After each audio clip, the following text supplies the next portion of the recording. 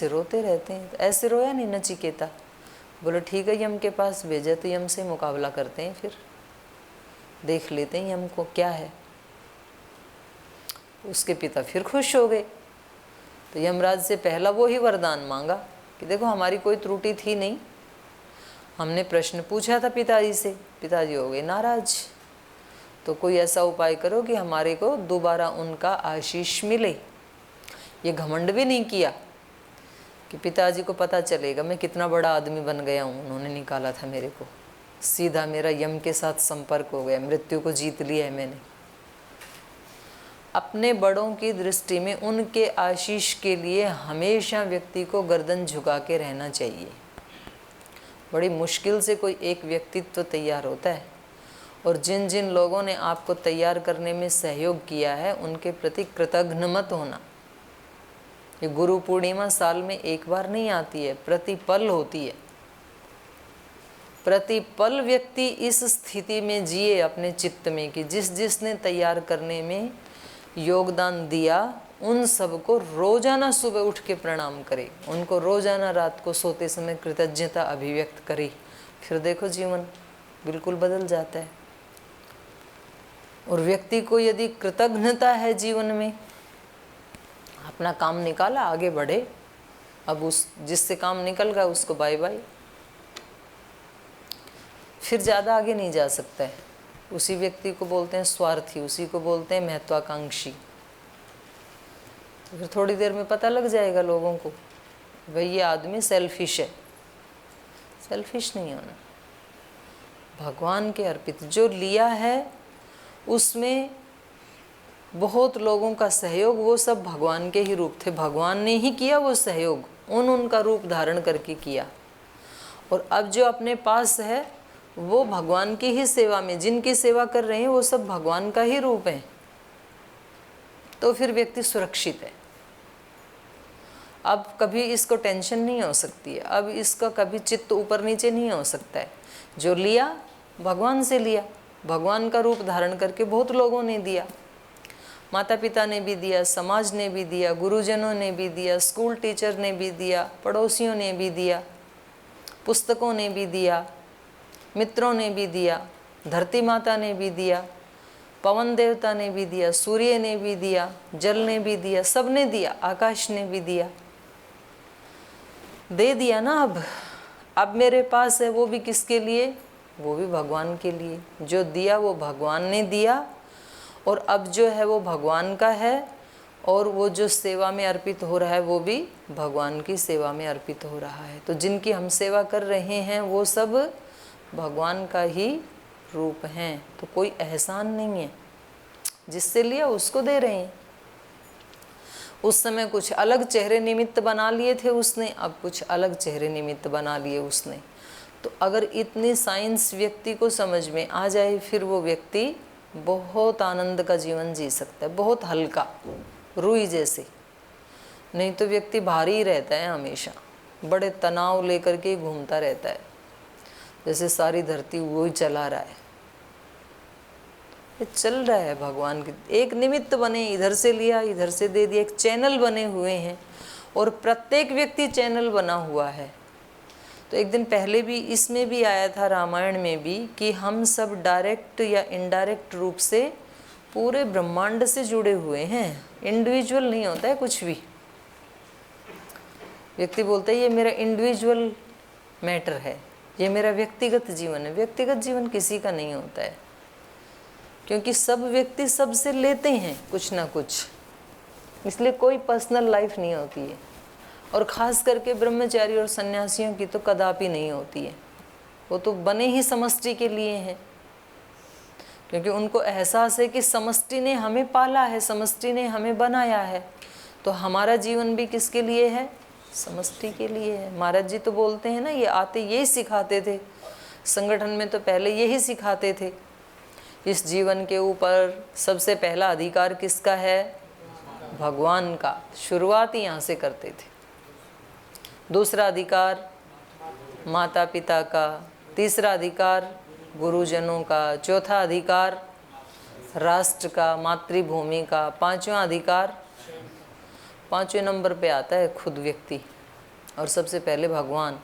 अभी बिल्कुल उल्टा, फर्स्ट नंबर पे मैं और 5वें पे भगवान। जीवन बचेगा तो दे देंगे, वरना टाइम नहीं है ध्यान के लिए हमारे पास, अपने लिए टाइम नहीं है। और फर्स्ट मेरा जीवन किसके लिए? मेरे लिए। मेरी दिनचर्या में कोई आगे पीछे नहीं होना चाहिए, बाकी लोग जाएं भाड़ में। किसी को परेशानी हो रही है तो ये मेरा ध्यान का टाइम है, किसी को परेशानी है तो ये मेरी पूजा का टाइम है, ये मेरे स्वाध्याय का टाइम है। ये ऐसे नहीं हो सकता है। पहला अधिकार मेरा नहीं है, पहला अधिकार भगवान का है। तो ये यज्ञ हमारा चल ही रहा है। हम सोच रहे हैं कि हम कोई कहानी पढ़ रहे हैं, राजा दशरथ थे, उन्होंने यज्ञ की तैयारी कर रहे हैं और वो बता रहे हैं अपने नौकर चाकरों को कि भाई देखो यज्ञ में कोई छिद्रान्वेषण, कोई छिद्र ना रह जाए, नहीं तो ये जो ब्रह्म राक्षस हैं ये ढूंढते ही रहते हैं, और वो ना भी ढूंढें तो भी जो विधिहीन यज्ञ है वो यज्ञ करने वाले को नष्ट कर देता है। तो हमें लगता है ये बात दशरथ की हो रही है, हमारी थोड़े ना हो रही है, हम तो कहानी सुनने वाले श्रोता हैं। दशरथ की नहीं हो रही है बात, ये हमारी हो रही है। हमारा यज्ञ चल ही रहा है जीवन का। अश्वमेध तो जब करेंगे तो करेंगे, और ये भी अश्वमेध ही है। जीवन भी अपने आप में क्या है? अश्वमेध ही है। अश्व का मतलब होता है गति करने का यंत्र, प्राणी। तो हमारी जो अच्छाइयाँ हैं वो इतनी द्रुत गति से फैलें कि हर व्यक्ति उसको एक्सेप्ट करे। जैसे श्रद्धेय स्वामी जी महाराज का जीवन क्या है? अश्वमेध यज्ञ।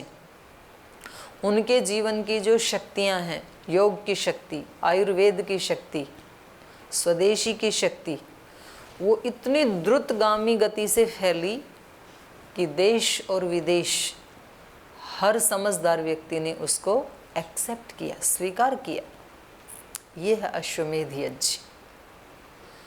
और ये कैसे हो पाया? वो दोनों महापुरुष अत्यंत जागरूक रहे कि जीवन यज्ञ में कहीं कोई छिद्र ना रह जाए, कि कोई ब्रह्म राक्षस उसको नष्ट ना कर दे। तो ये अश्वमेध यज्ञ हैं। तो हम कहानी की तरह ना पढ़ें, इसको अपने साथ जोड़ करके पढ़ें। तो चलिए आगे चलते हैं। छिद्रम ही मृगयन्ते ते विद्वांसो ब्रह्म राक्षसा विधिहीनस्य यज्ञस्य सद्यः कर्ता विनश्यति। ऐसी ऐसी पंक्तियों को याद रख लिया करो, लिख लिया करो अलग से। ये जो पंक्ति है ये बड़ी हमारी रक्षा करने वाली है, रक्षा कवच है ये, इसलिए मोटे मोटे अक्षरों में आप लिख लीजिए अपनी कॉपी में। विधिहीनस्य यज्ञस्य सद्यः कर्ता विनश्यति। और इसको जब जब भी पढ़ेंगे ऐसे अच्छे अच्छे वाक्यों की एक अलग डायरी बना के रखें। अभी तो आप सब चीज़ें एक ही डायरी में लिख रहे हैं, फिर आप यहाँ से उठ करके कोई चीज़ आपको महाराज जी के सेशन में बहुत ही अच्छी लगी, जो आपके हृदय को टच कर गई, कोई रामायण की कक्षा में, कोई गुरु जी की कक्षा में, कोई पढ़ते समय, कोई पुस्तक पढ़ते समय, कोई भी अच्छी अच्छी चीज़ आपके सामने आई, उसकी एक अलग डायरी बना लें मोटे मोटे अक्षरों में लिख के, और कभी कभी महीना 20 दिन में उसको पढ़ लिया करें छुट्टी के दिन। तो ये बड़ी रक्षा करते हैं ये, इसलिए योग में इसको जोड़ा। तपस्वाध्याय ईश्वर प्रणिधानानि क्रिया योगा। सारी की सारी पुस्तकें, सारी की सारी बातें याद नहीं रहती हैं, तो बहुशास्त्र उपासनेपि सारादानम षटपदवत्। बहुत सारे शास्त्रों की उपासना करने से सारे यदि उपस्थित नहीं रहते हैं तो सार सार को ले लेना चाहिए, शहद की तरह, षटपदवत, भ्रमर की तरह से, भंवरे की तरह से, मधुमक्खी की तरह से। तो ऐसी एक डायरी हमारे पास हो, जो चीज़ें हमें बहुत अच्छी लगी, रामायण तो सारी ही अच्छी है, पर कोई चीज़ हमें छू गई तो उसको मोटे अक्षरों में एक डायरी बना लें, और उसको कम से कम 15-20 दिन में, महीने में एक बार ज़रूर पढ़ लिया करें पीछे से। तो पूरा आपका रिफ्रेश हो जाता है। जैसे कंप्यूटर या मोबाइल आदि कई बार काम नहीं करते हैं ना, तो क्या करते हैं, उनको रिफ़्रेश करते हैं, फिर वो ठीक काम करने लग जाते हैं। तो ऐसे महीना 20 दिन में अपने आप को उन वाक्यों से हमें रिफ़्रेश कर लेना चाहिए। आगे कह रहे हैं, तद्यथा विधि पूर्वं मे क्रतुरेष समाप्यते तथा विधानं क्रियतां समर्था करणेष्विह तथेति च ततः सर्वे मन्त्रिणः प्रत्यपूजयन् पार्थिवेन्द्रस्य तद्वाक्यं यथा ज्ञप्तम् अकुर्वत ततो द्विजास्ते धर्मज्ञा अस्तुवन् पार्थिवर्षभम् अनुज्ञातास्ततः सर्वे पुनर्जग्मो यथागतम्। तद यथा विधि पूर्वम में क्रतु एष समाप्यते। तो कह रहे हैं तद इसलिए किस लिए? क्योंकि विद्वान ब्रह्म राक्षस छिद्र ढूंढते रहते हैं और वो छिद्र ना भी ढूंढें तो भी विधिहीन यज्ञकर्ता को नष्ट कर देता है। इसलिए तत् यथा विधि पूर्वम में एषः क्रतु समाप्यते। इसलिए आपको सब जागरूक होकर के और जैसा विधि विधान है उसी प्रकार से इसकी तैयारी करनी है। तथा विधानम क्रियताम समर्थाः करणेषु इह। तो कह रहे हैं इसलिए इसमें जैसा इसका विधान है यथा विधि पूर्वम तथा विधानम, जैसे आज से पहले जिन्होंने इसको किया और जो इसकी पूर्व में विधि थी तथा विधानम क्रियताम, वैसा ही अभी भी विधान करना है। बोलते हैं ना विधि विधान, दो शब्द आते हैं ना। तो विधि विधान क्या होता है? विधि मतलब जो पहले किसी ने किया और विधान मतलब अब जो हम कर रहे हैं, मतलब क्रिया का किया जाना, इसको विधान कहेंगे। और विधि मतलब पहले जो किया और उन्होंने जो बताया कि ऐसे करना, उसको विधि कहते हैं। तो इसलिए कह रहे हैं तथा विधानम क्रियताम समर्थाः, आप सब समर्थ हैं और हमारे पास साधन भी सारे समर्थ हैं। तो हमारा यज्ञ भी कैसा होना चाहिए? विधि पूर्वक होना चाहिए, समर्थ होना चाहिए। कर्णेषु इह समर्था क्रियताम, कर्ण की दृष्टि से, कर्ण मतलब साधन। तो भाई कर्ता तो यज्ञ का मैं हूँ और कर्ण मतलब साधन, आपको जुटाने हैं। तो साधन कैसे होने चाहिए? जैसा विधान है वैसे ही साधन होने चाहिए। तो कोई भी त्रुटि उसमें ना रहे, ना साधनों में कोई त्रुटि रहे, ना विधि में कोई त्रुटि रहे, ना कर्ता में कोई त्रुटि रहे। तीनों का ध्यान रखना है।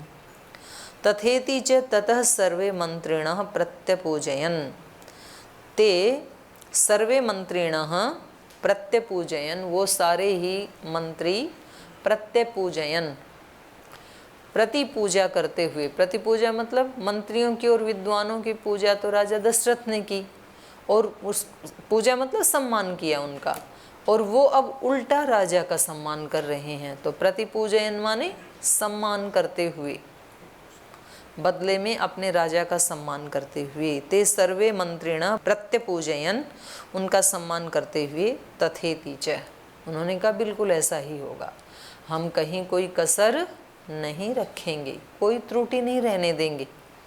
अब ये भी सीखने जैसी बात है।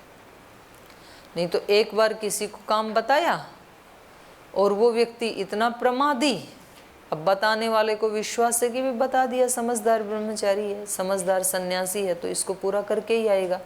और अगले दिन जब आया तो पूछा कि भाई हो गया ये काम? बोले ना जी, कल तो ऐसे हो गया था, ऐसे हो गया था, वैसे हो गया था, वैसे हो गया था। भाई तो भले आदमी, कल बोला था 20 सूत्र याद करके आना, बोले हाँ जी बिल्कुल करके आएंगे 20 सूत्र। और फिर अगले दिन इन्होंने कहा 20 तो याद हो गए होंगे, बोले ना जी कल थोड़ा सा मेरा चित्त एकाग्र नहीं था, फिर जो है वो समोसा आ गया, तो हमने सोचा कि अन्न तो ब्रह्म होता है, तो उसको हम क्यों उपेक्षा करें, तो हमने खा लिया, फिर हम सो गए, फिर नींद आ गई, तो हमने कोई सूत्र याद किया नहीं। तो ऐसे मतलब विश्वास को तोड़ने वाले भी होते हैं ना। और इनके कैसे होने चाहिए सेवक? तथेति, जो बोल दिया वो होगा, ऐसा ही होगा। तथेति च, इसलिए वो दशरथ के मंत्री हैं। ऊंचे पर व्यक्ति को चढ़ने से कोई रोक सकता नहीं है। अगर कोई रोक सकता है तो वो उसका आचरण ही रोकता है। अगर व्यक्ति अपने आचरण में एकदम फिट हो ना तो कोई नहीं रोक सकता है। कोई कितनी किसकी चुगली लगा ले, कोई कितनी ही किसकी निंदा लगा ले, लेकिन वो व्यक्ति अपने धर्म और अपने कर्म के ऊपर अटल है, वो अपना किए ही जा रहा है, तो आज नहीं तो कल वो निंदा चुगली करने वाले को परास्त कर ही देगा। इसलिए हमें ये चिंता नहीं है कि कौन हमारे बारे में क्या कह रहा है, हमें चिंता ये है कि हमने अपने कर्तव्य का पालन किया कि नहीं किया। कहीं उसकी उधेड़ बुन में हमारा टाइम तो नहीं, दिन तो खराब नहीं हो गया कि उसने मेरे बारे में क्या कहा होगा, उससे क्या बोला होगा। अरे छोड़ ना, तू अपने वाला कर भाई। जिसको जो कहना है, जो करना है, बोल जी ऐसे तो हमारी इमेज खराब हो जाएगी। इमेज वो नहीं बनाते आपकी, इमेज व्यक्ति अपनी खुद बनाता है। इमेज हमारी दूसरा कैसे बना सकता है, और बना सकता है तो वो बहुत टेम्परेरी होती है, वो बालू के महल जैसी होती है। तो बालू मिट्टी से बनाया हुआ महल कितनी देर टिकेगा, हवा का झोंका आते ढह जाएगा। इमेज तो अपनी खुद के आचरण से बनती है, और आप कितना भी छिप के वो आचरण करते हैं, अच्छा या बुरा, बुरे वाला भी नहीं छिपता है। बुरे वाले ऐसे होते हैं लोग, यहाँ क्लास में बैठ करके बातचीत करते रहेंगे, सोते रहेंगे, हंसते रहेंगे, और फिर जैसे मैंने देखा तुरंत सीधे। लेकिन नुकसान तो कर लिया तूने अपना, बावले।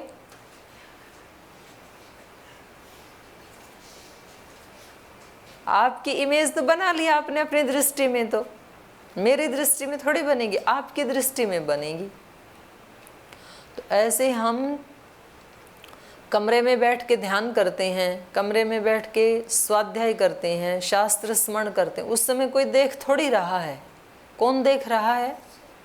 मैं ही देख रहा हूँ अपने आप को। तो इमेज किसकी दृष्टि में बन रही है? मेरी दृष्टि में। तो इस इमेज को जो मेरी दृष्टि में, भगवान की दृष्टि में बनी, इस इमेज को कोई हटा सकता है? कोई नहीं हटा सकता है। वही सच्ची इमेज होती है। मुझे ऐसे तो कोई अपने आप को पता नहीं क्या समझ बैठे फिर वैसा करे भी। दोनों बात, समझ भी बैठा और कर भी रहा है, फिर उसको कोई नहीं रोक सकता है, फिर वो वैसा बनेगा। तो इनके ये शिष्यगण हैं, मंत्रीगण हैं, ये भी बड़े अच्छे हैं। उनका सम्मान करते हुए तथेति च ततः सर्वे मंत्रिणः प्रत्यपूजयन्, उनका सम्मान करते हुए राजा दशरथ को कह रहे हैं कि बहुत अच्छा,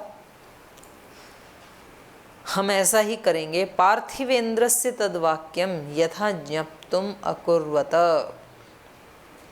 तो उन्होंने पार्थिवस्य इंद्रस्य, पृथ्वी के जो स्वामी हैं अर्थात राजा दशरथ, पार्थिव इंद्रस्य तद्वाक्यम, कह रहे हैं राजा का जैसा वाक्य है, जैसी आज्ञा है, यथा ज्ञप्तम, जैसा आपने ज्ञापित किया, जैसा आपने बताया, तद अकुर्वत, वैसा ही सब हम करेंगे। सब व्यवस्था वैसे ही होगी जैसे आपने बताया है, इसमें कहीं कोई त्रुटि नहीं होगी। तो व्यक्ति अलग अलग क्षेत्र में, अब ये स्वामी सहदेव जी इतने दिन से अपना खाना बनाए जा रहे हैं, महाराज जी थोड़े ना रोज जाके देखते हैं। लेकिन कितने वर्ष हो गए महाराज जी? 6 साल हो गए, अपने लगे रहे। 6 साल के बाद एक दिन महाराज जी का ध्यान चला गया। महाराज जी ने बोल दिया भाई सेवा होता है, ऐसे करनी चाहिए। अब हमारे ब्रह्मचारी लगे हैं खेती में, विपिन जी, उदयन जी, ऐसे लगे रहो, लगे एक दिन पता चल ही जाएगा। और कुछ लगे हुए हैं मक्कारी मारने में, मारते रहो मक्कारी, धीरे धीरे 5-4 साल में पता लग ही जाएगा। आपको भी लग जाएगा, दूसरों को भी लग जाएगा। लगे रहो, जुटे रहो। आलस से प्रमाद वालों, प्रमाद में जुटे रहो, तो पता लग ही जाएगा आपको, आज नहीं तो कल। साईं भरोसे चल रहे मुसाफिर, साईं भरोसे चल, हरि गाता था ना भजन। नहीं नहीं, अरे नहीं, वो तो उसका भजन है, शायद किसी फिल्म का है। मंजिल तुझको मिल जाएगी आज नहीं तो कल, प्रभु के भरोसे चल रहे मुसाफिर।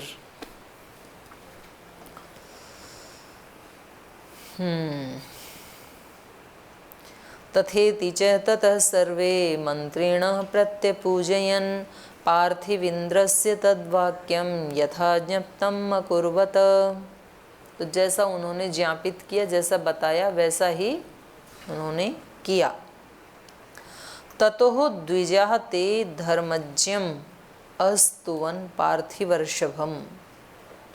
ततः इसके बाद ते द्विजाः, वे जो विद्वान लोग थे, धर्मज्ञम धर्मज्ञम पार्थिव ऋषभम अस्तुवन। देखो यहाँ पर राजा भी कैसे हैं, धर्मज्ञ, राजा के लिए है ये संबोधन। पार्थिव ऋषभम, उस राजा का, तो राजा भी कैसा होना चाहिए, धार्मिक। तो पहले तो जो कहानी किसी की बनाते थे ना, कि एक राजा था, वह अत्यंत धार्मिक था, वह अत्यंत दयावान था, वह अत्यंत प्रजावत्सल था, दार्शनिक था, ऐसे ऐसे विशेषण होते थे राजा के। माने राजा में भी ये गुण होने ही चाहिए, कम से कम उसको धार्मिक तो होना ही चाहिए। धर्म क्या है, धार्मिक का मतलब क्या है कि राजा रोज हवन करे तो धार्मिक, ऐसा? या रोजाना मंदिर में जाए तो राजा धार्मिक, और कभी कहीं मंदिर ना जाए तो अधार्मिक, ऐसा? तो धार्मिक का मतलब क्या? यह तो अभ्युदय निश्रेयस सिद्धि ही सधर्म। धर्म वो है जिससे अभ्युदय की भी सिद्धि हो और निश्रेयस की भी सिद्धि हो, बाह्य समृद्धि भी खूब बढ़े उसके शासन काल में, और आंतरिक चरित्र की समृद्धि भी खूब बढ़े जिसके उपस्थिति में, शासन काल में, उसको कहेंगे धार्मिक राजा। जिसके शासन काल में कोई अपराध ना होते हों, कोई उल्टा पुल्टा ये मद्यपान, मांसाहार आदि बहुत बड़े उसके ऊपर ना हो, कोई करता भी है तो चोरी छिपे करे, लेकिन सामान्य रूप से, सार्वजनिक रूप से ऐसा काम करने वालों को उपेक्षा की दृष्टि से देखा जाए, अपमान की दृष्टि से देखा जाए गलत काम करने वालों को, और अच्छा आचरण करने वालों को सम्मान की दृष्टि से देखा जाए। तो ये क्या है, उसकी आंतरिक निश्रेयस की सिद्धि है। इस तरह का वायुमंडल हो, अच्छे चरित्र वालों का सम्मान हो, जिसके राज्य में पवित्रता की वृद्धि हो, प्रीति की वृद्धि हो, तो ये ऐसे राजा को धार्मिक कहेंगे। तो अभ्युदय और निश्रेयस दोनों वृद्धि को प्राप्त हों, सिद्धि को प्राप्त हों। तो यहाँ राजा के लिए ये दोनों विशेषण प्रयोग किए हैं। ते द्विजाः धर्मज्ञम पार्थिवर्षभम, पृथ्वी के जो स्वामी हैं राजा दशरथ, उनको अस्तुवन, उनकी स्तुति की। स्तुति मतलब यहाँ प्रशंसा की हो अपने राजा की। तो इसी को तो यज्ञ कहते हैं, परस्पर एक दूसरे को प्रेरणा देते हुए, एक दूसरे की स्तुति करते हुए, एक दूसरे के गुणों को देखते हुए परस्पर एक दूसरे को बढ़ाएं। माँ अपने बच्चे को कैसे बढ़ाती है, बच्चे की स्तुति कर करके। छोटा सा बच्चा है, उठा भी नहीं जा रहा है, और माँ कहती है कि तू तो पूरा भीम है, मेरा बेटा तो भीम जैसा बलवान है, मेरा बेटा तो राम कृष्ण हनुमान जैसा है। हनुमान जैसा कहाँ है, अभी तो इतने नन्हे नन्हे हाथ पैर हैं उसके बेचारे के। तो भी उसको प्रेरणा दे दे करके वो गिर जाता है तो फिर उठा देती है। और बच्चे भी अपनी माँ को बोले, हमारी माँ तो साक्षात भगवान का ही रूप है, साक्षात देवी का ही रूप है। बोलते भले ही नहीं है, भावना तो होती है ना बच्चे की। बच्चे को एक तरफ भगवान जी की मूर्ति लाओ, एक तरफ उसकी माँ लाओ, बोले ये चाहिए कि ये, तो कौन सी को मांगेगा? छोटा बच्चा माँ को मांगेगा वो, क्योंकि भावना दिल की किससे जुड़ी हैं? माँ से जुड़ी हुई हैं। तो ऐसे परस्पर एक दूसरे को प्रीति करते हुए ही आगे बढ़ाया जा सकता है। एक व्यक्ति दूसरे को गिराएगा तो दूसरा खुद ही गिरेगा, क्योंकि उसकी जो वो है सोच, वो अच्छी नहीं है ना। आप कितने भी आगे बढ़ें पर आपके साथ रूम में रहने वाले व्यक्ति को नीचे क्यों गिराना चाहते हैं आप कितना भी आगे जाएं, आप अपने सहपाठी को क्यों गिराना चाहते हैं? वो भी जाए। अनंत शक्तियाँ हैं भगवान के पास, अनंत ब्रह्मांड है, आप भी लो वो भी ले, तो फिर उसी को यज्ञ कहते हैं। तो यहाँ पर ये पहले इनका आया कि राजा ने अपने मंत्रियों की, ब्राह्मणों की, विद्वानों की पूजा की, स्तुति की। अभी उल्टा कि वो जो सारे थे ततो ते द्विजाः, वो जो द्विज हैं उन्होंने भी धर्मज्ञम पार्थिवर्षभम अस्तुवन, उन्होंने भी उनकी स्तुति की। वो राजा का सम्मान करते हैं, राजा उनका सम्मान करते हैं, तो कितनी अच्छी बात है। अनुज्ञाता ततः सर्वे, तो अब सबको बात क्लियर हो गई, उनको क्या करना है वो भी समझ गए। और सर्वे पुनः जग्मुः यथागतम, यथा आगतम तथा गतम, इसलिए महात्मा बुद्ध को क्या कहते हैं? तथागत। जैसे बच्चा पवित्र होता है ना, यथा आगतम, जैसे आते समय पवित्र थे, तथागतम, जाते समय भी उसी पवित्र भाव में गए इस सृष्टि से, धरती से, उसको तथागत कहते हैं। तो ये विद्वान जैसे सम्मान पूर्वक आए थे और इनको बुलाए थे, वैसे ही सम्मान पूर्वक सब चले गए चर्चा करके, क्योंकि जो प्रबंध यहाँ पे करना था इन्होंने बता दिया और उन सब ने कहा कि वैसा ही होगा। तो ये यहाँ पर द्वादश सर्ग समाप्त होता है। एक श्लोक है, इसको जल्दी से कर देती हूँ मैं। गतेषु तेषु विप्रेषु मंत्रिणः तान् नराधिपः विसर्जयित्वा स्वं वेश्म प्रविवेश महामती।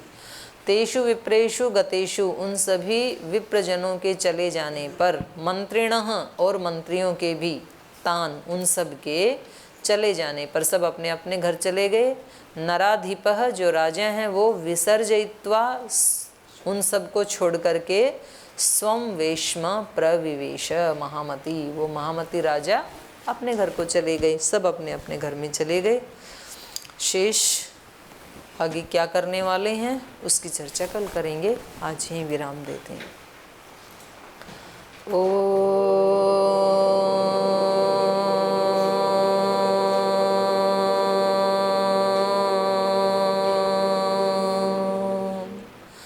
शांति शांति शांति। श्री गुरुभ्यो नमः।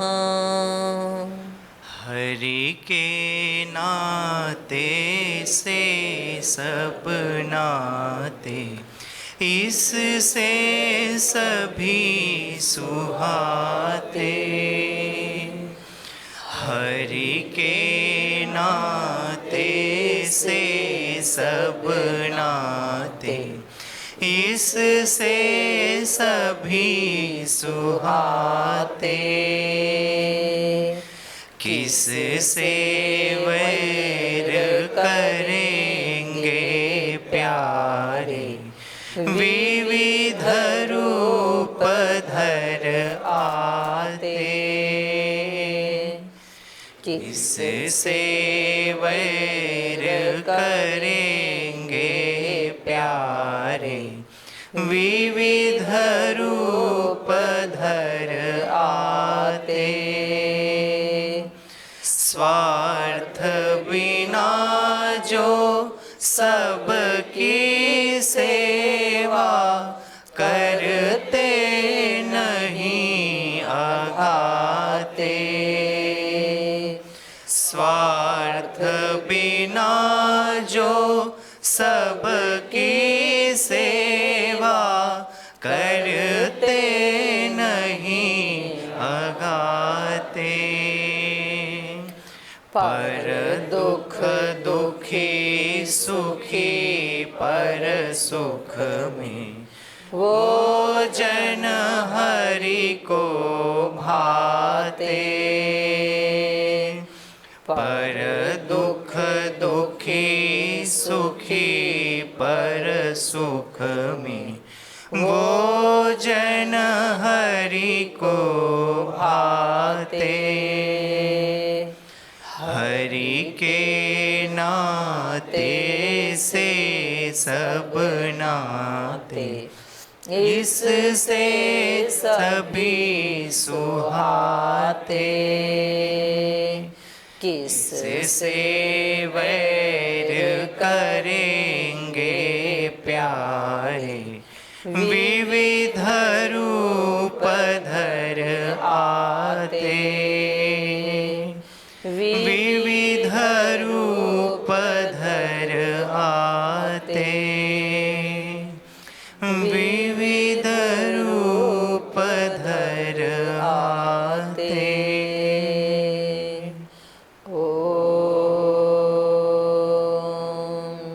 श्री गुरुभ्यो नमः।